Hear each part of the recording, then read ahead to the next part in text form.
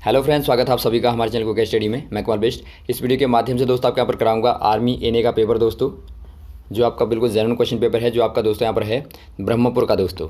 तो ब्रह्मपुर का दोस्तों यहाँ पर पेपर है, इसको आप आराम से देखेंगे। इसमें खासतौर पर हमने दोस्तों 2-3 एक सेक्शन लिए हैं, इनको आप विस्तारपूर्वक देखेंगे दोस्तों। जो आपके क्वेश्चन आए थे, पूछे गए थे, उनको आप देखेंगे। और यदि आपने हमारे चैनल को सब्सक्राइब नहीं किया दोस्तों अभी तक, तो प्लीज़ हमारे चैनल को सब्सक्राइब कीजिए और बेल आइकन को दबाना मत भूलिएगा दोस्तों, हमारी वीडियो को प्रथम पाने के लिए, क्योंकि आपको रोज़ ही मिलते हैं नई वीडियो एग्जाम के आधार पर और आर्मी के आधार पर दोस्तों, रोज़ ही एक वीडियो। तो आइए शुरू करते हैं, आराम से आप देखिएगा। पहला सेक्शन दोस्तों बात करते हैं सामान्य ज्ञान का। इसमें आपको दोस्तों 10 क्वेश्चन मिलते हैं सामान्य ज्ञान के, जीके के। अब देखिए जीके के कैसे क्वेश्चन आते हैं। देखिए, सैनिक विद्रोह के समय भारत के गवर्नर जनरल कौन थे? सैनिक विद्रोह दोस्तों आपको पता होगा 1857 में सैनिक विद्रोह हुआ था।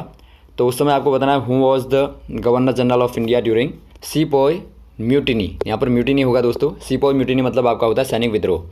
तो इस समय कौन था गवर्नर? लॉर्ड बैटिंग होंगे, लॉर्ड डलहौजी होंगे, लॉर्ड कार्नवालिस होंगे या लॉर्ड कैनिंग होंगे। ये दोस्तों यहाँ पर देखिए लॉर्ड कैनिंग थे दोस्तों। ऑप्शन नंबर आपका डी वाला सही हो जाएगा। 1857 की क्रांति आपको पता होगा दोस्तों, शुरुआती जो आज़ादी के लिए पैदा हुई थी वो आपकी थी। इसमें दोस्तों मंगल पांडे की शहादत हुई थी क्योंकि उन्होंने विद्रोह किया था। अगला क्वेश्चन देखिए दोस्तों, निम्न में से कौन से प्राचीनतम राजा को नेपोलियन, भारत का नेपोलियन कहा जाता है? अर्थात आपको बताना है which ancient king is known as India's Napoleon. दोस्तों यहाँ पर देखिए भारत का नेपोलियन किसे कहा जाता है? हर्ष को, समुद्रगुप्त को, या कनिष्क को, या अशोका को। ये दोस्तों यहाँ पर देखिए समुद्रगुप्त को कहा जाता है। इनको नेपोलियन क्यों कहा जाता है दोस्तों? क्योंकि यहाँ पर देखिए अपने युद्ध काल में दोस्तों, अपने शासनकाल में ये सारे के सारे युद्धों को जीते थे, अर्थात कोई भी युद्ध नहीं हारे थे, इसीलिए इनको नेपोलियन कहा जाता है। और ये दोस्तों यहाँ पर देखिए इनको विश्व के इतिहास में सबसे बड़ा सेना नायक नाम से भी जाना जाता है। अगला क्वेश्चन देखिए दोस्तों, एशियाई संगठन में कितने सदस्य देश आपके शामिल हैं? How many countries are the members of ASEAN? ASEAN का पहले आपको फुल फॉर्म पता होना चाहिए दोस्तों। एशियान का फुल फॉर्म आपका होता है दोस्तों association of south east Asian nation, अर्थात आप कह सकते हैं दक्षिण पूर्वी एशियाई देशों का संगठन। तो इसमें देखिए दोस्तों कितने देश शामिल हैं? इसमें दोस्तों 10 देश शामिल हैं। तो ऑप्शन नंबर आपका बी वाला सही हो जाएगा, 10 दोस्तों। अगला क्वेश्चन यहाँ पर देखिए, कान्हा राष्ट्रीय पार्क किस राज्य में स्थित है? आपको बताना है Kanha national park is situated in which state? Kanha दोस्तों ये आपका यहाँ पर देखिए उत्तर प्रदेश में होगा, असम में होगा, मध्य प्रदेश में होगा, हिमाचल प्रदेश में होगा। ये दोस्तों मध्य प्रदेश में स्थित है। ऑप्शन नंबर आपका सी वाला सही हो जाएगा दोस्तों।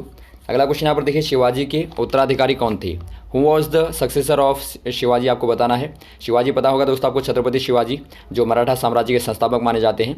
तो इनके जो उत्तराधिकारी थे कौन थे? तानाजी थे, या संभाजी थे, या बाजीराव थे, या सातुजी थे? ये दोस्तों संभाजी हो जाएंगे, संभाजी होगा यहाँ पर। ऑप्शन नंबर आपका बी वाला सही हो जाएगा। अगला क्वेश्चन देखिए दोस्तों, उज्जैन या फिर आप उज्जैनी भी कहीं लिख के आता है, उज्जैन किस नदी के किनारे बसा हुआ है? आपको बताना है Ujjain is situated in bank of which river? या आपका नर्मदा, या क्षिप्रा, या सोना, या महानदी? ये दोस्तों यहाँ पर देखिए क्षिप्रा नदी के किनारे पर बसा हुआ है, कभी आपका क्षिप्रा भी लिख के आता है, तो ये आपको पता होना चाहिए। ये आपका दोस्तों यहाँ पर कहाँ है? मध्य प्रदेश में स्थित है दोस्तों। तो ऑप्शन नंबर आपका बी वाला सही हो जाएगा। और देखिए दोस्तों उज्जैनी क्या था? विक्रमादित्य का दोस्तों प्राचीन काल में राजधानी थी, और यहीं पर कालिदास राज दरबारी कवि भी थे, इसीलिए दोस्तों इसे कालिदास की नगरी भी कहा जाता है। कालिदास जो एक महान नाटककार हैं दोस्तों, तो इनकी नगरी भी दोस्तों उज्जैनी को कहा जाता है। अगला क्वेश्चन देखिए दोस्तों, भारतीय सशस्त्र सेनाओं का प्रमुख कौन होता है? अर्थात आपको बताना दोस्तों who is the head commander of Indian arm forces? Bar bar question आता है दोस्तों, बहुत कॉमन क्वेश्चन है। सेनाध्यक्ष होंगे, राष्ट्रपति होंगे, प्रधानमंत्री होंगे, या चीफ ऑफ डिफेंस स्टाफ होंगे? ये दोस्तों हो जाएंगे राष्ट्रपति दोस्तों। ऑप्शन नंबर आपका बी वाला सही हो जाएगा, प्रेसिडेंट। अगला क्वेश्चन देखिए दोस्तों, मुस्लिम धार्मिक स्थान मक्का डैश में स्थित है? अर्थात आपको बताना है दोस्तों the Muslim pilgrimage place Mecca is in. Mecca दोस्तों यहाँ पर देखिए कहाँ स्थित है? जॉर्डन में, इराक में, या सऊदी अरब में, या कुवैत में? ये दोस्तों यहाँ पर देखिए सऊदी अरब का एक शहर है दोस्तों मक्का।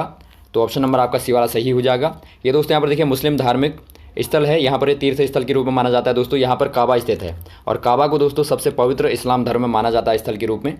तो ये आपका सऊदी अरब में है। अगला क्वेश्चन देखिए दोस्तों, निम्न में से किसको दोबारा उपयोग किया जा सकता है? अर्थात आपको बताना है which one can be recycled? इनमें से कौन सा वाला रिसाइकल हो सकता है दोस्तों? प्राकृतिक गैस होगा, कोयला होगा, धातुएं होगा, प्राकृतिक तेल होगा। यहाँ पर देखिए दोस्तों आपका प्राकृतिक गैस क्या है? ये एक ईंधन है दोस्तों, कोयला भी एक ईंधन है, और प्राकृतिक तेल भी दोस्तों एक ईंधन के रूप में इस्तेमाल होता है। तो इनमें धातुएं हैं दोस्तों, इनको आप दोबारा इस्तेमाल कर सकते हैं। तो ऑप्शन नंबर आपका सी वाला सही हो जाएगा। अगला क्वेश्चन देखिए दोस्तों, वैदिक काल में राजाओं द्वारा प्रजा से एकत्रित किया गया जो कर होता था उसे क्या बोला जाता था? महत्वपूर्ण क्वेश्चन है दोस्तों। Tax kings used to collect from the people in Vedic period was called. ये आपका कर कहा जाता था या वर्मन या बलि या विदा था। ये दोस्तों यहाँ पर देखिए बलि कहा जाता था, यहाँ पर बलि होगा, बलि नहीं होगा, थोड़ा मिसप्रिंट पेपर में दिया था, ये बलि होगा दोस्तों, बलि कहा जाता था। तो ऑप्शन नंबर आपका सी वाला सही हो जाएगा। अगला सेक्शन देखिए दोस्तों हमारा, यहाँ पर हमने यहाँ पर सी वाला लिया है, यहाँ पर आपका बी वाला था दोस्तों मैथमेटिक का। तो मैथमेटिक के 5 क्वेश्चन है, बाद में आपको करा देंगे। यहाँ पर आप देखिए फिलहाल सेक्शन नंबर सी वाला दोस्तों, जहाँ पर आपके भौतिक विज्ञान अर्थात फिजिक्स के दोस्तों आपको क्वेश्चन मिलेंगे। 5 क्वेश्चन पूछे जाते हैं। पहला क्वेश्चन देखिए दोस्तों, आवेश डैश डैश का प्रवाह होता है, अर्थात charge is the flow of, किसका प्रवाह होता है दोस्तों, प्रोटॉन का, कण का, इलेक्ट्रॉन का या फिर न्यूट्रॉन का। ये दोस्तों यहाँ पर देखिए इलेक्ट्रॉन का प्रवाह होता है, ऑप्शन नंबर आपका सी वाला सही हो जाएगा। इन्हीं के प्रवाह को दोस्तों आवेश आप बोलते हैं। अगला क्वेश्चन यहाँ पर देखिए, विद्युत प्रवाह का घनत्व क्या है। आपको बताना दोस्तों द इलेक्ट्रिक करंट डेंसिटी क्या होती है, ये आपका शून्य या अनंत या फिर एक सदिश परिणाम या फिर एक अदिश परिणाम। ये दोस्तों यहाँ पर देखिए आपको बता दें, मान लीजिए आपका कोई एक वायर लें दोस्तों आप इस प्रकार की, तो इसमें यहाँ पर देखिए किसी एकांक क्षेत्रफल में दोस्तों उसके लंबवत जो विद्युत प्रवाह होता है उसे आप बोलते हैं करंट डेंसिटी दोस्तों, अर्थात विद्युत घनत्व बोलते हैं, प्रवाह घनत्व। तो यहाँ पर देखिए आपका क्या आ गया, एकांक क्षेत्रफल आ गया दोस्तों, एक पृष्ठ आपने लिया और इसके लंबवत जो है यहाँ पर आपकी दिशा भी आ गई। तो जहाँ पर आपका परिणाम और दिशा दोनों आ गई, इसका मतलब क्या है, एक सदिश परिणाम है दोस्तों। ऑप्शन नंबर आपका सी वाला सही हो जाएगा। एक वेक्टर दोस्तों परिणाम होगा तो आपका सी वाला सही हो जाएगा। इसे आप मात्रक के रूप में देखेंगे दोस्तों तो आपका होगा एम्पियर बट्टे मीटर का स्क्वायर। तो यहाँ से आपको क्लियर पता होता है, एम्पियर आपका विद्युत हो गया और मीटर स्क्वायर आपका दोस्तों एरिया का मात्रक हो गया। तो प्रति अर्थात एकांक क्षेत्रफल के लंबवत प्रवाहित धारा। अगला क्वेश्चन यहाँ पर देखिए दोस्तों, तुंगमापी यंत्र को मापने में काम में आता है। आपको बताना altimeter is used to measure. तो दोस्तों यहाँ पर देखिए तुंगता मापी से क्या मापा जाता है, ये तापमान या ऊंचाई या गहराई या दाब। तुंगता मापी से दोस्तों आप मापते हैं ऊंचाई दोस्तों, क्योंकि यहाँ पर देखिए तुंगता को मापते हैं आप। तुंगता का मतलब क्या होता है, पृथ्वी तल से जो आपकी ऊंचाई होती है उसे आप तुंगता बोलते हैं, अर्थात एल्टीट्यूड बोलते हैं। तो कभी आपका तुंगता लिख के भी आएगा तो वहाँ पर आपको ध्यान देना है, तुंगता कहें या फिर आप ऊंचाई कहें। तो ऑप्शन नंबर आपका बी वाला सही हो जाएगा। अगला क्वेश्चन देखिए दोस्तों, यदि पृथ्वी पर वायुमंडल नहीं होता तो आकाश कैसा दिखाई देता। If the earth had no atmosphere then sky would have looked. दोस्तों यहाँ पर देखिए जब यहाँ पर वायुमंडल नहीं होता तो कैसा दिखाई देता आसमान, या आपका सफ़ेद होगा, नीला होगा या फिर भूरा होगा या फिर काला होगा। ये दोस्तों आपका काला दिखाई देता। आपने देखा होगा दोस्तों अंतरिक्ष यात्री को आसमान कैसा दिखाई देता है, काला, क्योंकि दोस्तों जब अंतरिक्ष में यात्री जाता है तो वहाँ पर वायुमंडल का अभाव होता है, इसीलिए आसमान का रंग आपको काला दिखाई देता है। तो यदि आपका वायुमंडल नहीं होगा तो आपको ज़मीन से भी काला ही दिखाई देगा। और नीला क्यों दिखाई देता है दोस्तों, क्वेश्चन कभी आता है नीला क्यों दिखाई देता है। ये दोस्तों प्रकाश के प्रकीर्णन के कारण दिखाई देता है, क्योंकि वायुमंडल के द्वारा प्रकाश का प्रकीर्णन होता है। अगला क्वेश्चन देखिए दोस्तों, ध्वनि तरंगे हैं, आपको बताना साउंड वेव्स आर। ये दोस्तों आपका यहाँ पर देखिए साउंड का पूरा चैप्टर कराया था, आप चाहें तो वहाँ से देख सकते हैं, उससे आपको साउंड के आधार पर और भी महत्वपूर्ण जानकारियाँ मिलेंगी। तो यहाँ पर देखिए इनमें से कौन सा हो जाएगा, प्रकृति में अनुप्रस्थ या प्रकृति में चुंबकीय या प्रकृति में अनुदैर्ध्य या प्रकृति में विद्युत चुंबकीय। ये दोस्तों यहाँ पर देखिए नेचर में दोस्तों आपका अनुदैर्ध्य होती हैं, अर्थात लॉन्गिट्यूडनल होती हैं। ऑप्शन नंबर आपका सी वाला सही हो जाएगा। आपने देखा होगा दोस्तों एक स्प्रिंग को आप दृढ़ आधार से बांध दें और उसको थोड़ा सा यहाँ पर पीछे को खींचें तो इसे छोड़ने पर दोस्तों आपके आगे पीछे वाइब्रेट करता है, इसे ही दोस्तों बोलते हैं अनुदैर्ध्य दोस्तों। और वैसे यदि आप अनुप्रस्थ की बात करें दोस्तों, आपका प्रकाश की जो किरणें होती हैं वो अनुप्रस्थ होती हैं। अगला क्वेश्चन देखिए दोस्तों, आपका सेक्शन नंबर आपका डी आता है, जहाँ पर आपको 15 क्वेश्चन बायोलॉजी के मिलते हैं, जो आपका सबसे महत्वपूर्ण यहाँ पर सेक्शन है। तो आप बायोलॉजी के क्वेश्चन देखेंगे दोस्तों आपके किस प्रकार के पूछे जाते हैं। तो आइए शुरू करते हैं। पहला क्वेश्चन यहाँ पर दिखता है दोस्तों आपका, प्रोटीन और डीएनए किसके संपर्क में आने पर अपना त्रिआयामी विन्यास प्राप्त करते हैं। आपको बताना protein and DNA attend their 3 dimensional reactive configuration in contact with. ये आपका पानी के, लिपिड के या फिर जाइमोजेंस के या शर्करे के। ये दोस्तों यहाँ पर देखिए शर्करे के संपर्क में आने पर आप यहाँ पर त्रिआयामी विन्यास को प्राप्त करेंगे। तो ऑप्शन नंबर आपका डी वाला सही हो जाएगा। इसमें दोस्तों यहाँ पर देखिए डिऑक्सिक राइबोज आपका शर्करा होता है। अगला क्वेश्चन देखिए दोस्तों, प्रसिद्ध अंगोरा ऊन से प्राप्त होता है। अंगोरा दोस्तों यहाँ पर ऊन का एक प्रकार है, एक प्रकृति है दोस्तों। ये किससे प्राप्त होता है आपको बताना है। Famous angora wool is obtain from. ये आपका ऊंट से या भेड़ से या याक से या खरगोश से। ये दोस्तों आपका यहाँ पर देखिए खरगोश से प्राप्त होता है दोस्तों, आपको बताया भी था एक क्वेश्चन हमें एक बार। और यहाँ पर देखिए दोस्तों एक प्रकार की बकरी की प्रजाति होती है, तो उससे भी दोस्तों ये प्राप्त होता है। हो सकता है कभी आपका क्वेश्चन में ऑप्शन में बकरी आए, एक विशेष प्रकार की बकरी की प्रजाति आए, तो उससे भी दोस्तों प्राप्त होता है। तो खास तौर पे खरगोश से ही प्राप्त होता है। और अंगोरी ऊन की क्या खासियत है दोस्तों, ये सामान्य ऊन की तुलना में बहुत ज़्यादा गर्म होता है। अगला क्वेश्चन देखिए दोस्तों, पराग नलिका किसके द्वारा खोजी गई? आपको बताना है pollen tube was discovered by. Pollen tube का इस्तेमाल क्या होता है दोस्तों, पहले आपको पता होना चाहिए। इसके द्वारा दोस्तों यहाँ पर देखिए जो पराग होता है फूलों में, पुष्पों में, उसको इकट्ठा करके इससे बीज पैदा किया जाता है। तो ये प्रोसेस होती है यहाँ पर। तो ये किसके द्वारा यहाँ पर की गई, आपको बताना आविष्कार किसके द्वारा किया गया? ये आपका होफमोस्टर के द्वारा, या अमिकी के द्वारा, या नेमे के द्वारा, या फिर कैम्ब्रेरियोस के द्वारा। ये दोस्तों यहाँ पर देखिए अमिकी के द्वारा किया गया। ऑप्शन नंबर आपका बी वाला दिखता है दोस्तों। इनका पूरा नाम यदि आप देखेंगे दोस्तों, तो इनका पूरा नाम है दोस्तों जियोवानी अमिकी, जियोवानी अमिकी। अगला क्वेश्चन देखिए दोस्तों, मानव शरीर में कितने मेरु तंत्रिकाएँ होती हैं? आपको बताना how many spinal nerves are there in human body.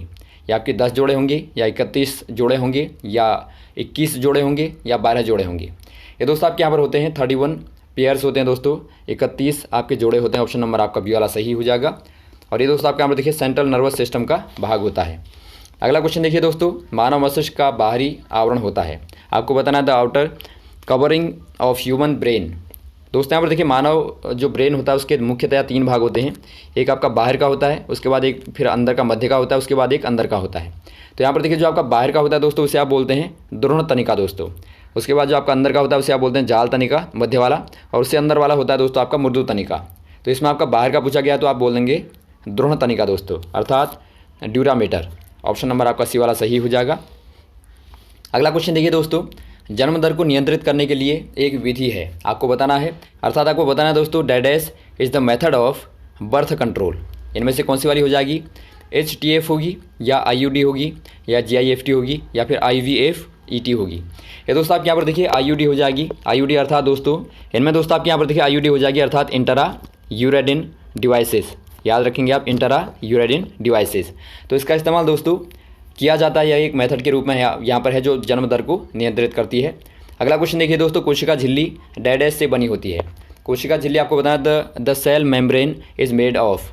कोशिका झिल्ली आपको पता होगा दोस्तों, कोशिका की जो आपके मुख्य भाग होते हैं उनमें से आपका एक बाहर का भाग होता है दोस्तों। यदि आप जंतु कोशिका में देखें तो सबसे बाहर का भाग आपका झिल्ली हो गया, कोशिका झिल्ली हो गया। उसके अंदर का हो गया दोस्तों आपका कोशिका द्रव्य, उसके अंदर का हो गया केंद्रक। तो 3 मुख्य भाग होते हैं, इनमें से आपका बाहर वाला झिल्ली होता है। तो ये झिल्ली काहे से बनी होती है आपको बताना है। ये दोस्तों आपके प्रोटीन से, या फास्फोलिपिड प्रोटीन से, या फास्फोप्रोटीन से, या फिर वसा से। ये दोस्तों यहाँ पर देखिए फास्फोलिपिड प्रोटीन से बनी होती है। ये दोस्तों यहाँ पर देखिए 3 प्रकार की लेयरों से बनी होती है। बाहर वाली जो आपकी बाहर और अंदर वाली जो आपकी लेयर होती है, बाहर और अंदर वाली, ये दोस्तों प्रोटीन से मिलकर बनी होती है। और जो बीच वाली है वो आपकी लिपिड अर्थात वसा से मिलकर बनी होती है। तो ऑप्शन नंबर आपका बी वाला दिखता है, लिपिड और प्रोटीन। याद रखेंगे आप, बाहर वाली आपकी प्रोटीन से और बीच वाली आपकी लिपिड से। तो ये रहे दोस्तों आपके बेहद महत्वपूर्ण क्वेश्चन जो आपने यहाँ पर देखी। तो दोस्तों यहाँ तक आप क्वेश्चन को तैयार कीजिए। इसके बाद आपके जो बच गए क्वेश्चन, बायोलॉजी के क्वेश्चन बचे हैं और केमिस्ट्री के भी क्वेश्चन बचे हैं दोस्तों, उनको आपको अगले पार्ट में कराएंगे। ओके, थैंक्स फॉर वॉचिंग दोस्तों। इनको आप शेयर ज़रूर करें, लाइक ज़रूर करें दोस्तों। जय हिंद, जय भारत।